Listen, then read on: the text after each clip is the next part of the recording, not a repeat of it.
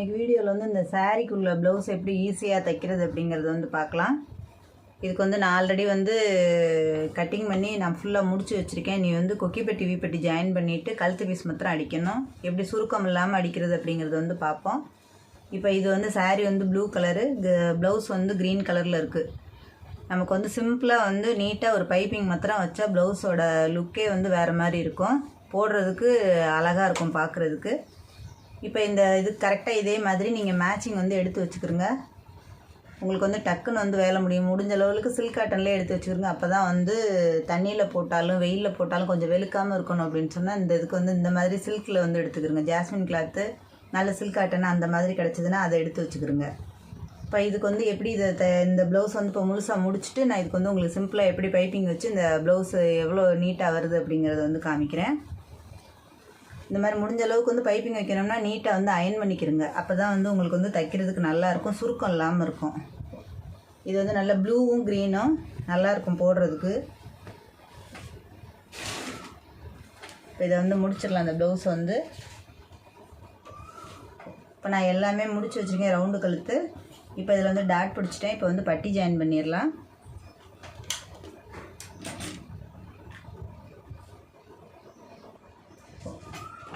கரெக்டாக இந்த மாதிரி பட்டி அடிச்சிருக்கேன். அதை வந்து கரெக்டாக கீழே மடிச்சுக்கிறோங்க. மடித்து ஒரு படிமான தையல் போட்டுருங்க.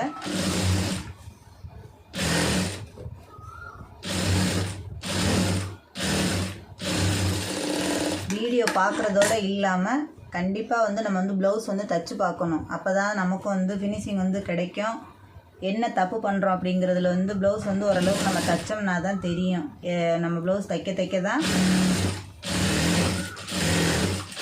இப்போ தைச்சி கொடுத்த உடனே கரெக்டாக இருக்குதுன்னு சொன்னாங்கன்னா அது வந்து நமக்கு வந்து எந்த இதுவுமே தெரிஞ்சுக்க முடியாது. முடிஞ்ச அளவுக்கு வந்து அவங்க தைச்சி கொடுத்த உடனே நீங்கள் வந்து பார்த்துக்கிறங்க அதில் வந்து என்ன தப்பு இருக்குது அப்படிங்கிறத அவங்க சொன்னாங்கன்னா தான் நமக்கு தெரியும். அடுத்த தடவை அந்த தப்பை வந்து நம்ம கண்டிப்பாக வந்து திருத்திக்கலாம்.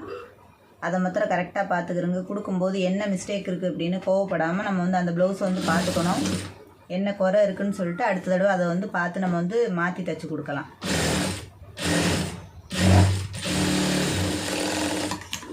ஒவ்வொரு ஊருக்கும் ஒவ்வொரு பக்கம் வந்து இந்த கொக்கிப்பட்டி வீப்பட்டி வந்து மாறி வரும்.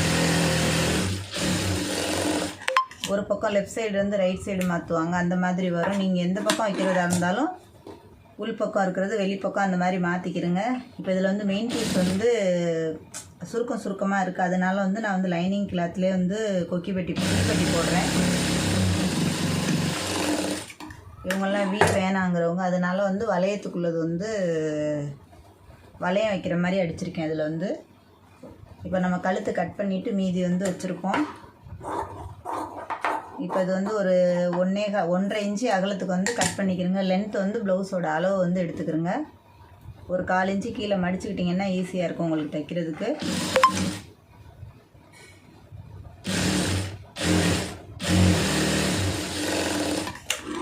டெய்லி ஒரு ப்ளவுஸ் எப்படியாவது தைச்சிடணும். நம்ம வீடியோ பார்த்து தைச்சோம் அப்படின்னு சொன்னால் தான் ப்ளவுஸ் வந்து என்ன வந்து ஒவ்வொரு குறை ஒவ்வொரு ப்ளவுஸில் கண்டிப்பாக வரதான் செய்யும். அதை வந்து நம்ம நிறைய தைச்சோம்னா தான் வந்து தெரிஞ்சுக்கலாம்.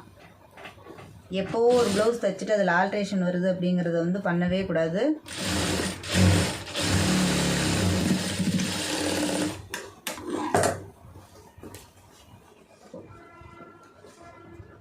கரெக்டாக தைச்சிட்டு வந்து ஏற்ற இறக்கம் பார்த்துக்கிறோங்க எவ்வளோ வருது அப்படின்னு. இப்போ நமக்கு கொக்கிப்பட்டி வீப்பட்டி அடிச்சிட்டோம்னா இப்போ இது கழுத்துக்கு வந்து எவ்வளோ அகலம் வந்து கிராஸ் பீஸ் கட் பண்ணுறது அப்படிங்கிறத வந்து காமிக்கிறேன்.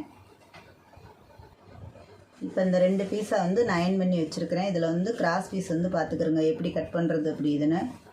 இப்போ நம்ம கைக்கு தேவையான அளவு வச்சுட்டு இப்போ இந்த மாதிரி இழுத்து பார்த்துக்கிறோங்க. கொஞ்சம் கூட துணியை வந்து வேஸ்ட் பண்ணிடாதீங்க. இருக்கிற துணியை ரெண்டையும் கரெக்டாக ஈவனாக போட்டுக்கிறோங்க.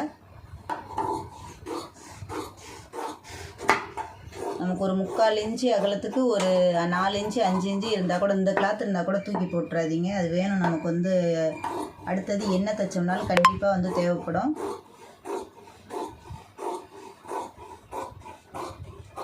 இப்போ இந்த லென்த்து பீஸே வந்து நமக்கு வந்து போதும். இதுவே நமக்கு கரெக்டாக வரும். இந்த மீதி கிளாத்தை வந்து எடுத்து வச்சுருங்க. இப்போ இதை நம்ம ஜாயின் போட்டுக்கிட்டோம்னா போதும். நீங்கள் புதுசாக தைக்கிறவங்களா இருந்தால் நான் உங்களுக்கு வந்து அளவும் காமிக்கிறேன். நீங்கள் வந்து இப்போ இந்த பீஸை வந்து கரெக்டாக போட்டு பார்த்துக்கிறங்க. இந்த மாதிரி கரெக்டாக ஒரு 1/4 இன்ச்சு முன்னாடி வச்சு ஃபுல்லாக வந்து இழுத்து பார்த்துக்கிறோங்க. பீஸை வந்து கரெக்டாக அந்த அளவுக்கு எவ்வளோ வருது அப்படின்னு, அளவு கரெக்டாக வருதா அப்படிங்கிறத வந்து பார்த்துக்கிட்டு அதுக்கப்புறம் நீங்கள் கட் பண்ணிக்கிறோங்க. ஏன்னா நம்ம தச்சுக்கிட்டு இருக்கும்போது பத்தாமல் போச்சுன்னு சொன்னால் உங்களுக்கு வந்து கஷ்டமாக இருக்கும். அதை ஊட ஜாயின் போடுறதுக்கு. அது அதிகமாக தைக்கிறவங்களுக்கு எந்த பிரச்சனையும் இல்லை, புதுசாக தைக்கிறவங்களுக்கு கொஞ்சம் கஷ்டமாக இருக்கும் ஊட ஜாயின் போடுறதுக்கு.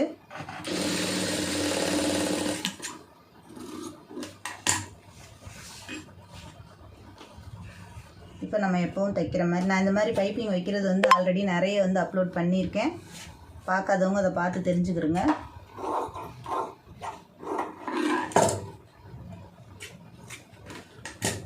சும்மா ஒரு 1/4 இன்ச்சு வந்து முன்னாடி வந்து ஃப்ரண்ட்டில் வந்து மடிச்சுக்கிறோங்க.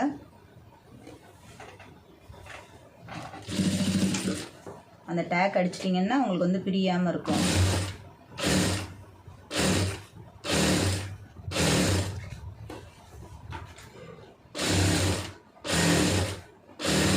நம்ம வந்து தைக்க தான் வந்து ஃபினிஷிங்லாம் நீட்டாக கிடைக்கும். நம்ம வந்து ப்ளவுஸ் என்றைக்கோ ஒரு நாளைக்கு தைச்சோம்னு சொன்னால் ப்ளவுஸ் வந்து தைக்கிறதுக்கு எப்போவுமே வந்து கஷ்டமாக தான் இருக்கும். அதனால் ரெகுலராக வந்து ப்ளவுஸ் தைக்க கற்றுக்குறோங்க.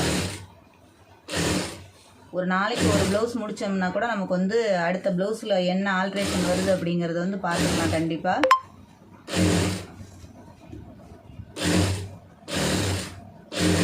நம்ம இதை வந்து பார்த்து தெரிஞ்சுக்கிறத விட கண்டிப்பாக நம்ம தைக்கும்போது ஓரளவுக்கு நமக்கே வந்து தெரிய ஆரம்பிச்சிடும். இந்த தடவை இந்த தப்பு பண்ணியிருக்கோம், அடுத்த தடவை பண்ணக்கூடாது அப்படிங்கிறது வந்து கண்டிப்பாக வந்து தெரிஞ்சுக்கலாம் நம்ம தைக்கிறது. இப்போ பார்த்தோம்னா அதே மாதிரி டெய்லரிங்கில் வந்து முழுசாக வந்து கற்றுக்கவே முடியாது. ஒவ்வொருத்தட்ட வந்து புதுசாக தைக்கிறவங்ககிட்ட கூட ஒரு இது வந்து கற்றுக்கலாம் கண்டிப்பாக.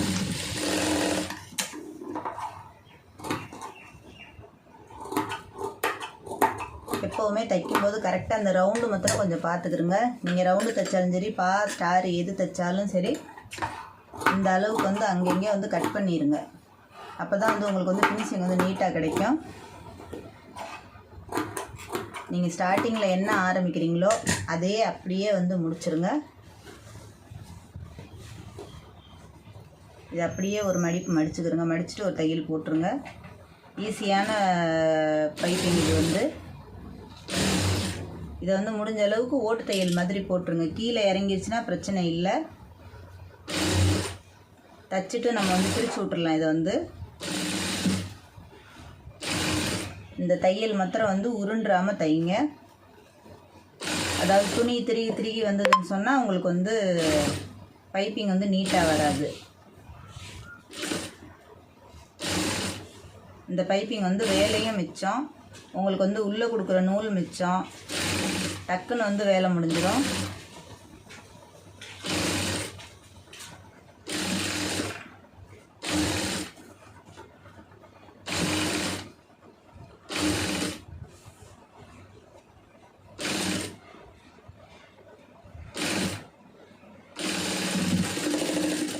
இப்போ நம்ம நல்லா தைச்சி கொடுத்தோம்னா, எங்கே தைச்சி கொடுத்தீங்கன்னாலும் கஸ்டமர் வந்து கண்டிப்பாக உங்களை தேடி வருவாங்க.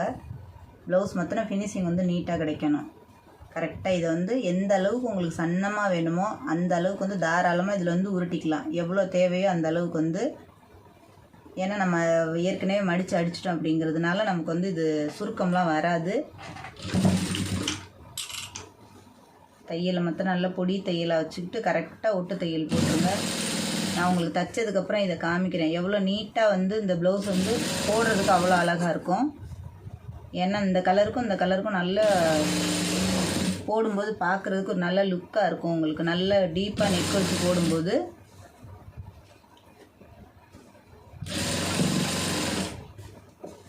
இந்த மாதிரி பைப்பிங்லாம் அடிக்கணும் அப்படின்னு சொன்னால் கண்டிப்பாக வந்து நீங்கள் ப்ளவுஸ் வந்து நிறைய தைச்சிருக்கணும். எடுத்த உடனே இந்த மாதிரி வேலையெல்லாம் வந்து செய்ய முடியாது.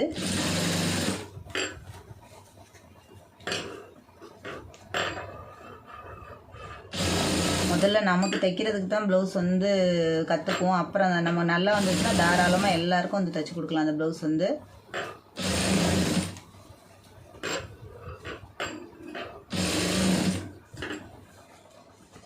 நம்ம தைச்சி கொடுத்து கஸ்டமர் போட்டிருக்கும்போது பார்த்தோம்னா உண்மையிலேயே நமக்கு வந்து ரொம்ப சந்தோஷமாக இருக்கும் அதை பார்க்குறதுக்கு.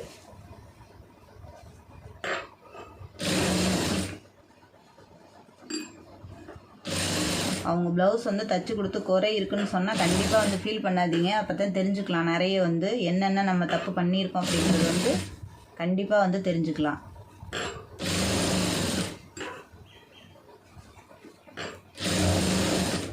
ஒரே மாதிரி கரெக்டாக உங்களுக்கு வந்து நூல் பிடிச்ச மாதிரி வரும் இந்த பைப்பிங் வந்து. கரெக்டாக அது வந்து அந்த கேப்பில் வந்து போட்டுட்டிங்கன்னா நமக்கு வந்து உள்ளர எப்படி வந்து நூல் உள்ளர வச்சு அடிச்சிருக்கோமோ த்ரெட் பைப்பிங் மாதிரி நீட்டாக வந்துடும்.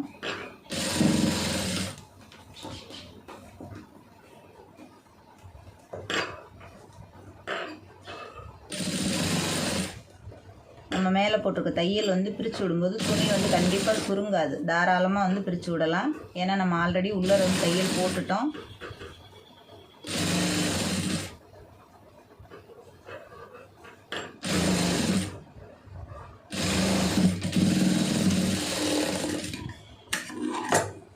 இப்போ இந்த பச்சை கலருக்கும் உங்களுக்கு ப்ளூ கலருக்கும் எவ்வளோ வந்து நீட்டாக வந்திருக்குன்னு பாருங்கள். இந்த ஒரு தையல் அது கரெக்டாக அந்த பெரிய தையல் இருக்குது பாருங்கள், அதை வந்து ஒரு இழுத்தோம்னா கண்டிப்பாக வந்து அது வந்துடும். துணியில் வந்து சுருக்கமும் கொடுக்காது. நான் அதை வந்து உங்களுக்கு பிரித்து காமிக்கிறேன். இதில் எப்படி இந்த பாருங்கள், இதை இழுத்திங்கன்னா கரெக்டாக நமக்கு உள் துணி தெரியாது. சும்மா அங்கங்கே கரெக்டாக இழுத்து விட்டிங்கன்னாலே போதும். உங்களுக்கு அது நம்ம ஓட்டு தையல் போட்டிருக்கிறதுனால வந்து ஈஸியாக வந்துடும் பிரிக்கிறதுக்கு. நம்ம இழுத்து விட்டோம்னா அந்த சுருக்கம் ஃபுல்லாக உள்ளே போயிடும், வெளியில் தெரியாது நமக்கு சுருக்கம் வந்து. இதே மாதிரி நம்ம ஃபுல்லாக எல்லாத்தையும் எங்கெங்கே தெரியுதோ அது பூராமே எடுத்து விட்டுறலாம். நம்ம நூல் கொடுத்தா கூட இவ்வளோ அழகாக வராது. பாருங்கள் எவ்வளோ நீட்டாக கரெக்டாக அந்த கேப்லேயே வந்திருக்கு பாருங்கள், நம்ம உள்ளே வந்து மடிச்சிருக்கதும். இப்போ நான் அதுக்கு வந்து ஸ்லீவ் வந்து ஜாயின் பண்ணிடுறேன். கரெக்டாக இந்த அளவும் இந்த அளவும் கரெக்டாக வருதான்னு பாருங்கள். நீங்கள் பட்டி அளவெடுத்து போட்டிங்கன்னா இதில் எல்லாம் வந்து உங்களுக்கு ஆல்ட்ரேஷன்லாம் எதுவும் வராது. அதை கரெக்டாக பார்த்துக்குருங்க. இப்போ கை குடஞ்சிட்டு நம்ம ஃப்ரண்ட்டு அதாவது லெஃப்ட் சைடு ரைட் சைடு எந்த பக்கம் கை குடஞ்சிட்டு எப்படி ஜாயின் பண்ணுறது அப்படிங்கிறத வந்து பார்ப்போம்.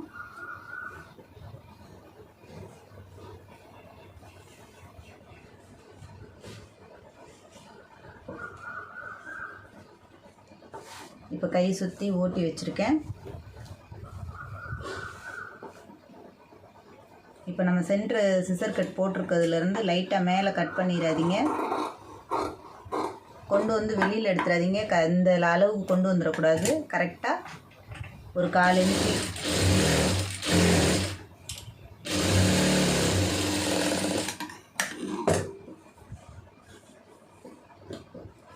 இப்போ கரெக்டாக வந்து சென்ட்ரு பார்த்துக்குறோங்க.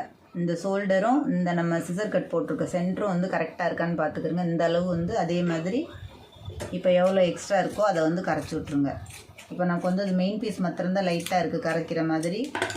அளவு வந்து லைனிங் வந்து கரெக்டாக கட் பண்ணியிருக்கோம். இப்போ அதே அளவுக்கு வந்து தைக்கிறதுக்கு நமக்கு கரெக்டாக இருக்கும். எந்த அளவுக்கு வந்து நீங்கள் தையல் பிடிக்கிறதுக்கு தைச்சிருக்கீங்க கட் பண்ணியிருக்கீங்களோ அந்த அளவுக்கு வந்து தையல் ஓட்டுங்க. கை வந்து இழுக்கக்கூடாது. ஜாயின் பண்ணும்போது ஒரே மாதிரி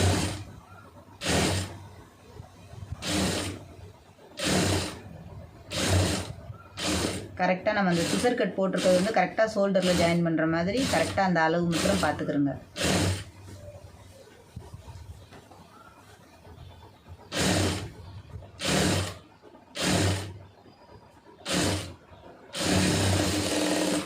இப்போ அதை அப்படியே வந்து திருப்பிக்கிறங்க. பாதியிலேருந்து ஜாயின் பண்ணுவாங்க. நீங்கள் முடிஞ்ச அளவுக்கு முழுசாக ஜாயின் பண்ணுற மாதிரி பாருங்கள். இது அப்படியே திருப்பிக்கிறங்க.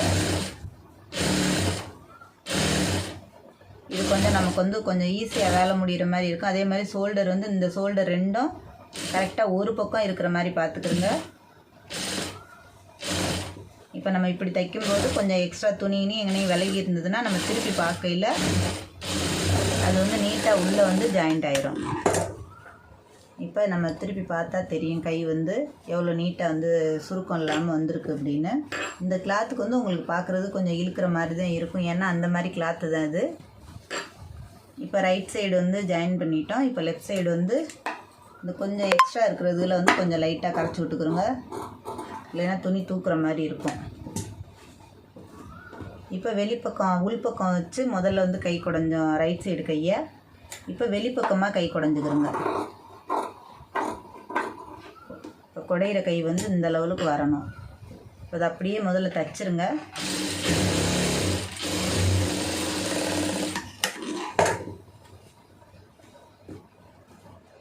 அதே மாதிரி இதுவும் வந்து சென்டர் வந்து சிசர் கட் போட்டிருக்கதை பார்த்துக்கிறோங்க.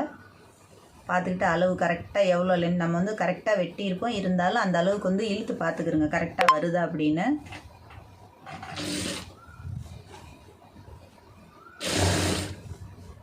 இந்த சுருக்கம் இல்லாமல் கையை வந்து இழுத்து விட்டுக்கிறோங்க தைக்கும்போது.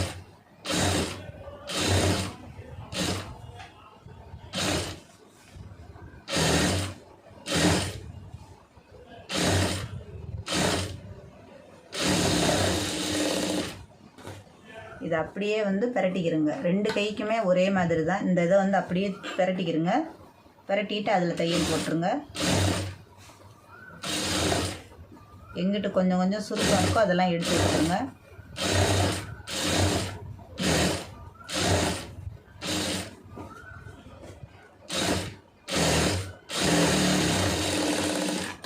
இப்போ இது அப்படியே முடிஞ்சு.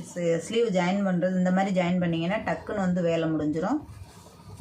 இப்போ இந்த கழுத்து பீஸ்க்கு வந்து இந்த லைட்டாக கொஞ்சம் துணி தூக்கி இருக்குது பாருங்கள். இப்போ பைப்பிங் வந்து நல்லா நீட்டாக வந்திருக்கு. இது வந்து லைட்டாக விலகுற மாதிரி இருந்ததுன்னு சொன்னால் நீங்கள் கரெக்டாக ஒட்டில் வந்து இப்போ நான் ஒரு தையல் போடுறேன் பாருங்கள், அதே மாதிரி போட்டுருங்க. துணி வந்து கரெக்டாக டேக் அடிச்சுக்கிடுங்க. துணியை வந்து சுருக்கம் இல்லாமல் வந்து விரலை வச்சு இந்த மாதிரி திருப்பிக்கிடுங்க. திருப்பிக்கிட்டு உள்ளே இருக்கிற இந்த துணியை வந்து கரெக்டாக அதில் மடிச்சுக்கிடுங்க. வெளிப்பக்கம் பெரட்டி இருக்காமல் அதை கரெக்டாக வந்து துணியை வந்து பார்த்துக்கிடுங்க. இந்த தையல் போட்டிங்கன்னா இன்னும் வந்து உங்களுக்கு வந்து ஃபினிஷிங் நீட்டாக கிடைக்கும். ரவுண்டு கழுத்துக்கு வந்து எந்த கழுத்துக்குமே 2வது தையல் போட்டிங்கன்னு சொன்னால் துணி சின்னதாக இருந்தால் நீங்கள் போட வேண்டாம். துணி வந்து கொஞ்சம் விலகுற மாதிரி கொஞ்சம் பெருசாக நம்ம அடிச்சிருந்தோம் அப்படின்னு சொன்னால் நீங்கள் இன்னொரு தையல் வந்து போட்டு தான் ஆகணும். ஏன்னா அது போடும்போது அது துணி கண்டிப்பாக பிறண்டிருக்கும். அது அசிங்கமாக தெரியும் வெளியில் பார்க்குறதுக்கு. இல்லையா எம்மிங் பண்ணணும்.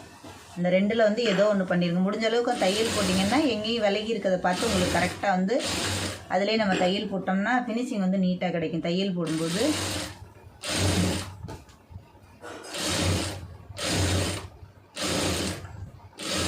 துணியை இழுக்காமல் கரெக்டாக திருப்பிக்கிடுங்க. இப்போ எப்படி வந்திருக்கு பாருங்கள். கரெக்டாக உங்களுக்கு பைப்பிங் வந்து அந்த அப்படியே பொடுசாக வந்திருக்கு பாருங்கள். சின்னதாக நமக்கு நூல் வச்சோம்னா இவ்வளோ தான் வரும், அந்த அளவுக்கு வந்திருக்கு. இப்போ நான் இதை வந்து ஓவர்லாக் போட்டு உங்களுக்கு நான் சைடு எவ்வளோ ஈஸியாக சைடு பிடிக்கிறது அப்படிங்கிறது வந்து காமிக்கிறேன். இப்போ நான் ப்ளவுஸ் வந்து ஓவர்லாக் போட்டாச்சு. இப்போ அளவு பார்த்துக்குருவோம். கரெக்டாக வந்து இந்த 2 அளவும் வந்து கரெக்டாக வச்சுக்கிறோங்க கையில். அதே மாதிரி இதை வந்து கரெக்டாக ஷோல்டர் வந்து எந்த இடத்துல சிசர் கட் போட்டு ஜாயின் பண்ணிட்டு நேராக இழுத்திங்கன்னா கிராஸ் இல்லாமல் தெரியும் உங்களுக்கு.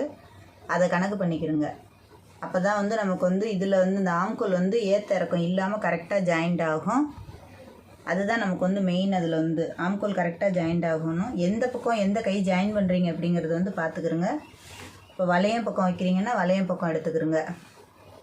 இந்த கையோட அளவு வந்து இந்த 2 அளவையும் கரெக்டாக பார்த்துக்கிறோங்க. இங்கே இழுத்து பார்த்துக்கிறோங்க. இதை வந்து கரெக்டாக அளவு வந்து பார்த்துக்கிறோங்க. இந்த அளவுக்கு நீங்கள் புதுசாக தைக்கிறவங்களா இருந்தால் மார்க்கரில் வந்து மார்க் பண்ணிக்கிறோங்க.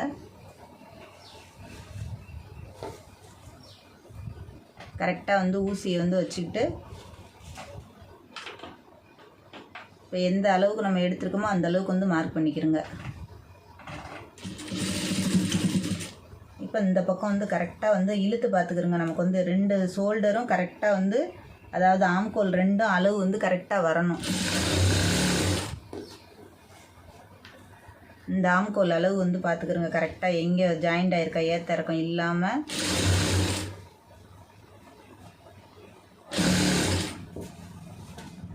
இங்கே வந்து கொக்கிப்பட்டி வீப்பட்டி வந்து அளவு வந்து எந்த பக்கம் வளையம் இருக்குதோ வளையம் பக்கம் வந்து அதை வந்து பார்த்துக்கிறோங்க. அதை பார்த்துக்கிட்டு கரெக்டாக அந்த அளவுக்கு வந்து அதை வந்து மார்க் பண்ணிக்கிறோங்க.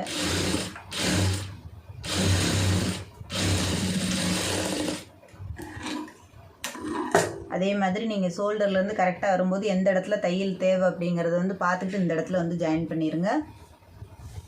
இதை அப்படியே திருப்பிட்டு கை வந்து அவங்களுக்கு வித்தியாசம் இருந்தது அப்படின்னு சொன்னால் ஒவ்வொருத்தருக்கு வந்து ஒரு கை பெருசும் ஒரு கை சின்னதாகவும் இருக்கும். அதை பார்த்துக்கிறோங்க.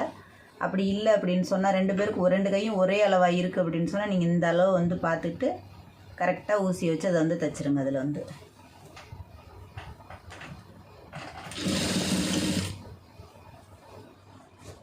நம்ம இந்த தைக்கிறதுல தான் இருக்குது. கரெக்டாக இந்த கையை வச்சு அதை வந்து பார்த்துக்குறங்க எங்கே வந்துருக்கு அப்படின்னு. அந்த கரெக்டாக ஆம்கோல் 2 ஆம்கோல் வந்து ஜாயிண்ட் ஆகிடுச்சான்னு பார்த்துக்குறங்க. நம்ம தைக்கிறதெல்லாம் கரெக்டாக கட் பண்ணியிருந்தோம்னா ஏத்தரக்கம் இல்லாமல் கரெக்டாக வரும். இந்த கொக்கி பக்கம் வந்து கொக்கி கரெக்டாக பார்த்துக்குறங்க எங்கே இருக்குது அப்படின்னு.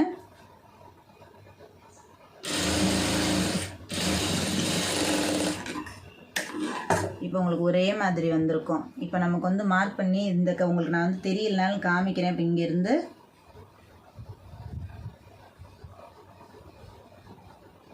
இப்போ கரெக்டாக வந்திருக்கு பாருங்கள். இதிலே வந்து தையல் போட்டுருங்க. இந்த மாதிரி வர்றதில் வந்து தையல் போட்டுருங்க. இதுதான் வந்து உங்களுக்கு வந்து இங்கே சன்னமாக ஆரம்பித்து இங்கே கொஞ்சம் அகலமாக கொண்டு வந்து இடுப்பு வந்து கொஞ்சம் குறுகலாக கொண்டு வரணும். நான் உங்களுக்கு வந்து மார்க் பண்ணி காமிக்கிறேன். நம்ம ஆம்கோல் எப்படி எடுக்கிறோம், இப்போ இங்கே 5.5 எடுத்தோம்னா இங்கே வந்து 6, 6.25 எடுப்போம். அதை கணக்கு பண்ணிக்கிறங்க. உங்களுக்கு தைக்கும்போது இடுப்பு வந்து குறுகீரும் கொண்டு வரும்போது. இந்த இடம் கொஞ்சம் அகலமாகவும் இது குறுகலாகவும். இதை வரும்போதே கரெக்டாக இங்கே லைட்டாக கிராஸாக பிடிச்சோம்னா இங்கே கொண்டு வரும்போது கொஞ்சம் அகலமாக கொண்டு வந்து இங்கே முடிக்கணும். இப்போ ப்ளவுஸோட அளவை பார்த்துக்கிறங்க. ஆம்கோல் கரெக்டாக ஜாயிண்ட் ஆகிருக்கா, ஏத்தரக்கம் இல்லாமல் பாருங்கள். நம்ம கரெக்டாக கட் பண்ணியிருந்தோம்னா இது வந்து ஏத்தரக்கம் எதுவுமே வராது தைக்கிறதுல. அதை வந்து பார்த்துக்கிறணும். இது வந்து ரெண்டும் ஈக்குவலாக ஜாயிண்ட் ஆகிருந்ததுன்னா நமக்கு வந்து ஆல்ட்ரேஷன் எதுவுமே வராது. இப்போ ப்ளவுஸோட அளவு வந்து இழுத்து பார்த்துக்கிட்டு நான் டாட் வந்து தைக்கும்போதே பிடிச்சிட்டேன். ப்ளவுஸோட அளவு வந்து இழுத்து பார்த்துக்கிறங்க எவ்வளோ பத்தலை, எவ்வளோ அதிகமாக இருக்குது அப்படின்னு. காட்டன் ப்ளவுஸு இந்த ப்ளவுஸ் வந்து இழுத்து கொடுக்காது, கரெக்டாக இருக்குது ப்ளவுஸ் வந்து. அதுக்கு நேராக அப்படி எப்படியே இருக்குது கரெக்டாக. இப்போ நமக்கு வந்து எத்தனை தையல் தேவையோ அத்தனை தையல் வந்து போட்டு கொடுத்துருவோம்.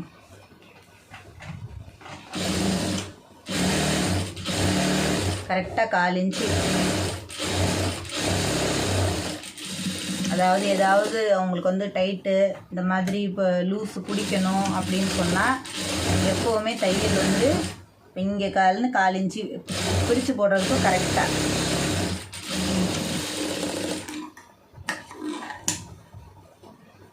எப்போ இந்த கை மாத்திரம் கொஞ்சம் எக்ஸ்ட்ரா நம்ம விட்டுருப்போம்.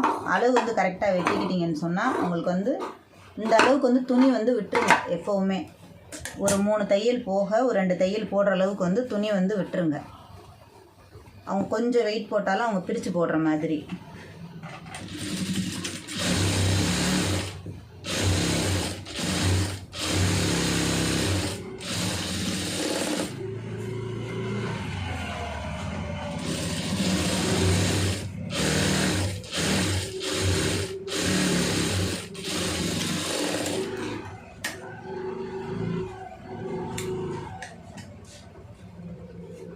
நீங்கள் நல்லா தைச்சி பழகிட்டிங்கன்னா ஒரு 3/4 மணி நேரத்தில் தாராளமாக வந்து ஒரு லைனிங் ப்ளவுஸ் வந்து முடிச்சிடலாம்.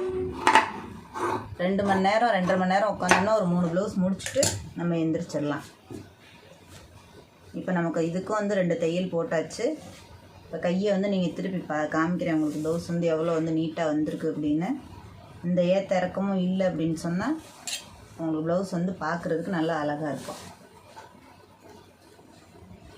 இந்த கிளாத்துக்கு காட்டன் கிளாத்துன்னா உங்களுக்கு இன்னும் நீட்டாக வரும். இந்த சாரியில் வந்து லைட்டாக வந்து சுருக்கம் உங்களுக்கு வர இந்த கிளாத் வந்து பார்க்க உங்களுக்கு அப்படி தான் தெரியும். வியர் பண்ணும்போது தான் நல்லாயிருக்கும். இதை போட்டு நம்ம மேலே உடம்புல போடும்போது ப்ளவுஸ் வந்து பார்க்க நல்லா லுக்காக இருக்கும். அது இந்த கலருக்கு ப்ளூ கலர் பைப்பிங் வச்சு போடும்போது இன்னும் பார்க்க வந்து நீட்டாக தெரியும் உங்களுக்கு. எப்போவுமே அதுவும் இந்த ரவுண்டு கழுத்து அப்படிங்கும்போது போடும்போது நல்லா நச்சுன்னு வந்து நின்றுக்கும். இந்த பைப்பிங்க்கு வந்து இதை பார்க்குறதுக்கு போடும்போது தான் உங்களுக்கு வந்து தெரியும்.